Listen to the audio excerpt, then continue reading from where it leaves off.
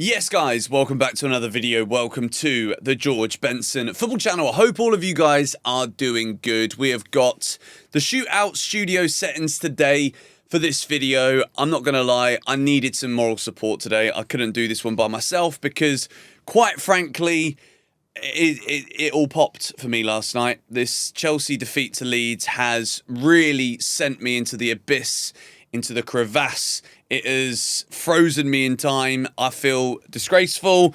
I'm tired. I'm frustrated. I'm upset more than anything else because we've thrown it away, Eunice. We've absolutely thrown it away. If anyone's got a prescription that they can lend to this guy, that would be great. I need some like anti-bag glasses, you know. I need to wear something here, like one of those little face masks. I should have sat here with one of those things on my face. Yeah. With cucumbers in my eyes. It would have been the complete antithesis of how I actually feel. Good episode at a spa. Do you know what? I might actually go to the spa this afternoon. Once we've recorded this video, I'm going to the spa. I need it. I deserve it. I deserve it. Because why did any of us deserve that last night? Yeah, that was poor. I want to talk to you about rotations, Eunice, because yes, for me, I said the same thing on stream last night and I felt like a broken record. But I will say it again. For those of you that didn't watch the stream, make sure you subscribe to Shootout, links down below, and Eunice's channel too, where we're going to go over some other things on Eunice's channel also. And I said this last night, and I'll say it again. Enzo Maresca right now is doing a great job. A great job at managing certain individuals, such as Reece James, such as Wesley Fofana, Romeo Lavia. Not that we're really managing him because he just gets injured in 5 minutes in Karabakh. But the fact of the matter is, we're doing a good job of keeping those players off the injury table. But as a result of that, do we need to rotate everything? The answer to that question fundamentally is no. But for whatever reason, Enzo Maresca believes the answer to that question is yes. Now, I want to throw a couple of games at you that rotations have occurred and results have been poor as a result of it, in my opinion.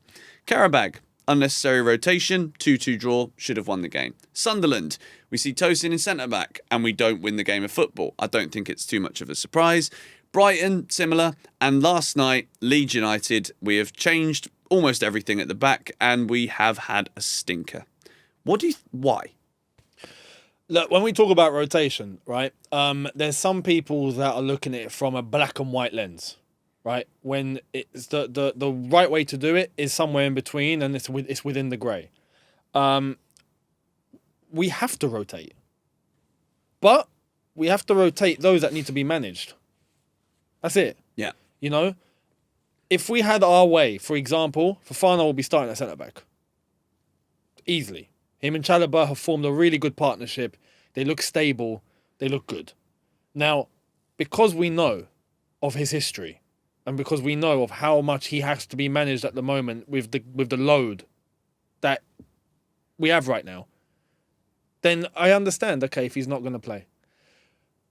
But this is where Maresca gets, and he got this yesterday, and I agree. You know, he was called the Tinker Man yesterday. Again, Ranieri 2.0. Ranieri 2.0, yeah. Because he's doing too much now. I understand he's thinking of tactically, for example, against Leeds, but there is no reason why, okay, here's another one. Reece James has to be managed. Absolutely. He said that long before the game as well. Reece James cannot play another 90 minutes for now. Cool. Okay, I get that. And this is why he's managed to last over a year now injury-free. Brilliant. And when he shows up in those big games, beautiful. Yeah. He's absolute maestro, Reece James was against Arsenal. But that doesn't mean you don't play Gusto. There's no excuse to not play Gusto at right back. There isn't. Instead, he went to Chalobah, right? But you see, that is what gets people thinking, no, all rotation is wrong. No. So this is where he's overdone it. Yeah. And this is where things need to be managed correctly. There's rotation and then there's doing too much.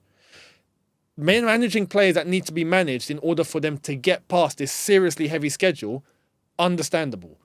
Doing that and then adding more on top of that, adding some more is causing damage. And this is exactly what went down against Leeds. I mean, I think we broke it down pretty well within the stream too. Moises Caicedo being sent off against Arsenal.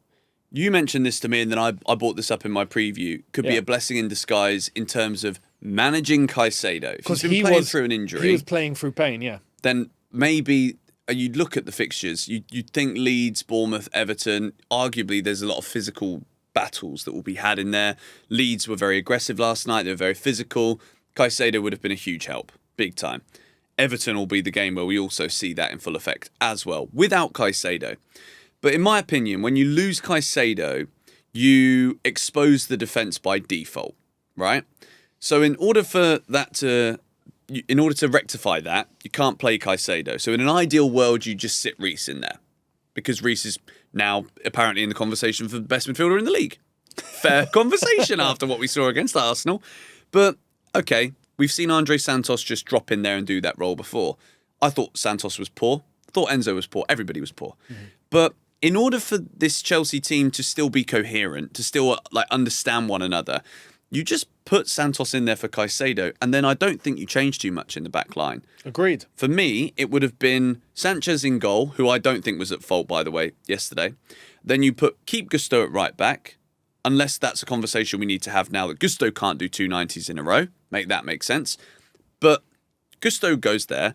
Trevor Chalobah's been in great form. He stays. Fofana's the guy that can't do it, supposedly. So Chalobah stays in centre-back. Why don't you just then put either Badiashile next to him or Achampong next to him? What is the insistence on Tosin Adarabioyo? And that was where Chelsea lost the game properly. You went in on him, I went in on him, the whole footballing world have gone in on him. Rightly so, because and this is the problem, and this is why when Sanchez has had a bad game back in the day, I'd lose my head. Because it wasn't just the one-off moments, it was the accumulation. Based on Chelsea right now, it's micro-narrative management for all of us, right? We were in a title race before this. Rightly so, because we had big results and good results, and the points suggested that we were in a conversation. Now we're not. We're 9 points behind an Arsenal team that don't lose, and we can't beat Leeds. Scrap the title conversation for now. Until next season. Scrap it. But the problem is, right, if you're going to make all of these changes, that you have to bring in players who are on at the same level. Tosin isn't Chelsea standard. He's not. No. He'd get into the Wolves team right now, but he's not a Chelsea level centre-back. And has he ever been? That mistake we saw against Leeds was... I said this on my video. There's mistakes, and then there's what he did. That was just, it almost looked intentional, and it's not obviously, but it looked like it was deliberate. Like, you can't be that switched off at this level to make a mistake, and you're meant to be a senior. This is what's even crazier. If he was an 18-year-old who just walked in and is a bit naive, I can understand. You don't understand the pace of the Premier League. Mate, you've been in the Premier League for a while. What are you doing? You know? And like I've said, as a senior, that's really, really poor. But again, it goes back to that point. He shouldn't have been on the pitch. It's an in the first place. unfathomable level of incompetence. He should not be there. And when you look at defenders performing, right, Badiashile's got a better shout of being on this pitch ahead of Tosin. I agree. Josh Achampong has a better shout of being on this pitch ahead of Tosin, but he wasn't. Mate, can I ask you about this? Because this baffles me. And I genuinely feel as though, and this is why it's so hard to analyse, right? Because Maresca walks into praise quite easily because you can see what he can do. There's no denying that Enzo Maresca does know how to set Chelsea up against a big team and dismantle big teams. Great, fantastic. But how on earth can he be the only man on planet Earth, and woman, and animal, who thinks that Tosin belongs on a Chelsea pitch above Josh Achampong? I'd understand it, right? If we'd been given Josh chances and he wasn't taking them with, and performing. I agree, yeah. He's been fantastic. Against Liverpool, him and Badiashile together, fantastic. This is what a rotation is. And if I'd have seen Achampong and Badiashile, I'd have been like, oh, okay, well, we saw that happen before, and that was good. When have we ever seen Tosin Chalobah partnership and been like, that works? It hasn't. When have we ever seen Tosin, Badiashile and Chalobah when you've got 3 right-backs on the bench? I'm sorry, man. This is just, you can't do this. And you can't do this. This is where this level of rotation is not necessary. No. There's correct rotation and then there's crazy rotation. And what Maresca done against Leeds was crazy rotation. Yeah. You know, not only did he take the players off that had to be managed, which was correct, but he added some sprinkles on the top, which just didn't make sense. Another one, for example, is in this fixture where you've already been decapitated in midfield to an extent. Santos and Enzo are there. When you're playing with a defence that you can actually rely on, that helps protect the midfield. You know, so if you, as you said, without Caicedo there, we're already a bit exposed. Well, you need to make sure your defence are on it. Yeah. Because you're at a disadvantage in midfield. In case, and we saw Enzo and Santos didn't have the best game, especially Santos, didn't have the best game. But when you have a makeshift defence, well, now you've got a liability at the back. You've basically rolled out the red carpet. So you do need to have a solid defence in place. That's the one area that, when it comes to rotation, is last to change. You only change if it's an absolute necessity. You know, and in this case, it wasn't an absolute necessity to stick Chalobah at right back and to put Tosin on the pitch. That wasn't necessary, right? That could have been completely averted. And when we did go back to Gusto at right back, we brought on Neto, but that right-hand side was fixed Started up. to look a bit better, All of a didn't we? sudden, things look better. But Tosin shoots us in the feet. Shouldn't have been on the pitch in the first place. On top of that, Palmer should have started. When your midfield's already, you know, at a disadvantage, Caicedo's not there. Well, you got to give yourself an extra boost in terms of actually being able to create, score goals and put yourself under the least amount of pressure. Yeah. Palmer needs to be starting in that 10. Mate, I want to try and, because I think people... It's a big debate right now, and I've seen a lot of different takes on this when it comes to people's opinion, Chelsea fans' opinion, right? I fully understand the need for rotation. I do. I get it. It's a busy fixture schedule. We're playing in European football. We're still in the... We are in the League Cup still, right? Yeah. Yeah, we're still in all of the competitions. Yeah. We've got FA Cup coming up early next year as well. I get the need to rotate. But if there's one thing that Chelsea should learn from watching Arsenal this season, it's not... You don't even have to watch them. Just look at the team sheets. When Piero Hincapié, whatever his name is, plays, quite often he plays alongside Mosquera. Yeah. What Arsenal have is Gabriel and Saliba, who are clearly the two centre-halves. They're the best two, there's no doubt about that. And then the other two play together. Exactly. So when they rotate with inconsistency. Exactly. And it works. Yes. Look how comfortable Hincapié looks alongside Mosquera. Why? Because they're playing together all the time. Yep. So instead of just saying this, I want to offer the solution, because for me, this is a no-brainer. There's a weak link here, there's an elephant in the room, and it is clear as day. There is Fofana and Chalobah as the centre-back partnership. That's it. That's what it is now. Mm-hmm. Whether you think that's the quality or not is up for debate. Been but our best one. That has been the best one, and they look by far the best too. Yeah. And then you've got Badiashile and Achampong. That's it. That's all you need. So you can rotate, no problem. But rotate and be consistent with the rotation. 100%. If you need to rest them, rest both of them. Rest Trev as well. Don't go playing him at right back. It's totally unnecessary. You've got three there. Reece James, Gusto, Achampong. When Fofana and Chalobah need a rest, Achampong and Badiashile play together. Why? Because they look comfortable. You've got a ball player in there. You've got kind of your stopper. You've got Badiashile I don't think is a bad centre-back. People say that he is. I don't think he is. He's bad when he plays with Tosin. But so is Chalobah when he plays with Tosin. Everyone's bad when they play with Tosin. I'm sorry. That's the elephant in the room here. I completely agree. And I know it's difficult, and I don't like pinpointing individual players. I'm sure Tosin is a great guy. And I think the fact that he is a vocal leader in the dressing room, I saw him actually post-World Cup party. He was leading the mic. He's doing everything. He's very well liked. Yep. That's not a good enough reason to be playing. And sometimes it's not just about what you say. In that scenario, as a senior, you need to lead by example. Correct. So it's not just your words, it's your actions. Correct. You actually can lose respect. I'm not saying he has, but you can. This can happen. It's happened before. Where if you speak, but then you don't back it up with your action, your words are worthless. Yeah. You know what I mean? You get less respect. So I completely agree overall. And this is something that Arsenal have mastered, as you've said, with being able to rotate, but with consistency. And this is where Maresca needs to look at himself and not tinker, because this is what he's doing sometimes now, and it's not helping at all. No. In games like this, the big games I can understand where he's really thinking about it, the intricacies, the tactics, how are we going to stop this player? How are we going to stop that player? What are we going to put into that space? Like, I understand the deep detail needed against the big teams. Against these teams, the so-called littler teams or smaller teams, we go back to basics. You don't need to overthink it because we should have enough quality from the get-go. You know, we're not managing a team. We're not playing against a team that maybe has better quality than us, where we've really got to think about how we manage this. No, you go back to basics and you play everyone in their positions and you stick to what you need to stick to. And if there's anywhere on the pitch that has to be rotated the least, it's the back line. Yeah. It's the back line is the last place to go to. Fofana has to be done because of his injury record. But that's it. Yeah. But as you've said, an example's Cucurella. He hardly gets rotated. And great. Yeah, because he can play 2 games of 90 minutes in a week. Yeah. Which this whole narrative, man, it's frustrating to me. And I think Maresca's got it right with certain players, but it's not the whole squad. And if it is the whole squad, this is where I want to say something as well. I said this during the car on the way here. Mm-hmm.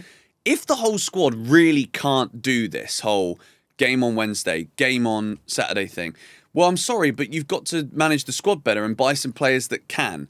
And if fitness is something we need to scout better and like sustainability over the course of time, then you've got to buy some fitter players. I'm sorry, because this whole oh, we can't do this. We're playing a lot of football, Club World Cup, guys. This isn't the case when we're beating Barcelona and wiping them off the park and running like madmen for 90 minutes. Honestly. This can't, you can't keep doing this 1 week, 1 game this, 1 game that. It's night and day for Chelsea. And I want to also bring Sanchez into this a little bit here because Sanchez wasn't at fault for any of the goals yesterday, but damn, did he look like he was panicking again. Why? Because he ain't confident of who he's playing the ball out to. Yeah, we said this on stream as well. And that's a problem because what that does is when Rob Sanchez is kicking the ball out and it's going straight to a Leeds player, it becomes then Leeds read that so well yesterday, and credit to them for this, because Leeds knew that when Sanchez has the ball, right, face on, straight in, aggressive, because everything happens in slow motion when you give the ball to Tosin. Everything happens in slow motion when Badiashile gets the ball next to Tosin. Like, Sanchez looked like he was panicking a bit last night too, because there's no confidence in who's in front. So this is where, in past games, we've seen Sanchez make mistakes. And we're like, mate, what are you doing? Right? And he's been really, really good so far this season in not making those blunders like we've seen in seasons past. But yesterday is the one time that I will agree and say, look, his distribution was poor because it looked like he didn't want to give it to that back line because you just know the build-up's not really going to be effective from there. Yeah. Which is where he's booting the ball up the pitch. Now, what I will say he done wrong, if you're going to boot the ball up the pitch, just go high. Lump it, route one, just lump it. The lap's there, good luck, right? Hopefully if it hits the lap and rebounds to Pedro or vice versa, it will knock into one another. Yeah, but what we saw from Sanchez is when he did go long, right, he was hitting the ball low. Like, look, if you're going to go long, just whack it up into the sky. You know, because every time he was hitting it long but low and driving it low, it was going to a Leeds man immediately. You're putting the team under pressure, you know, but if the ball's up in the air, it gives everyone a little bit of time. That's the only thing that I'd look at Sanchez for. But I feel like he was resorted to going in that direction because he couldn't pass to his back line, which is, again, part and parcel of why there are those players that shouldn't be on the pitch in the first place. And this is where you have good rotation and you have bad rotation. And the good rotation is, for example, having to bring in someone for Fofana. The bad rotation is, like we've said, Tosin on the pitch, Gusto not being there, Palmer not being there. Palmer would have been rotation technically. He didn't play against Arsenal when he was fit. Yeah. You know? He was ready to start this game. He didn't start. Why? There's no need. You know what I mean? Yeah. So this is where Maresca needs to stop overdoing it. If there was any positive, and trust me, I'm annoyed at myself for even suggesting this remotely here on GBFC today. If there's any positive from this last night, it is now like categorically, unequivocally, 100% clear that certain players cannot be near the starting 11. Yeah. And I think personally, without bigging ourselves up too much, I think we've nailed it in this video. If you're going to rotate with consistency. If it's going to be different centre-backs because they're not fit enough, make it the two partnerships. Fofana Chalobah, Badiashile at Champong. If one is out, both are out. Because let those guys play together. Let them build that relationship on the field. What I will say as well, because Chelsea right now I feel like are in a situation of when everyone's fit, which is we're starting to get to that point, which is great. But we know our strongest 11 properly. But our depth is questionable. When we have players like Tosin, for example, it's a questionable thing. If that's the case, and we're struggling in terms of depth to turn to, in terms of quality, like Arsenal, have Mosquera and Hincapié that they can turn to at centre-back, right?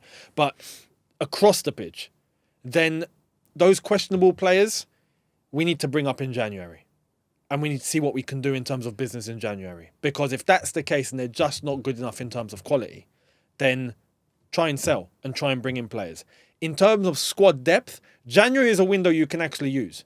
Going after top players, January is not going to happen. You have to wait to summer.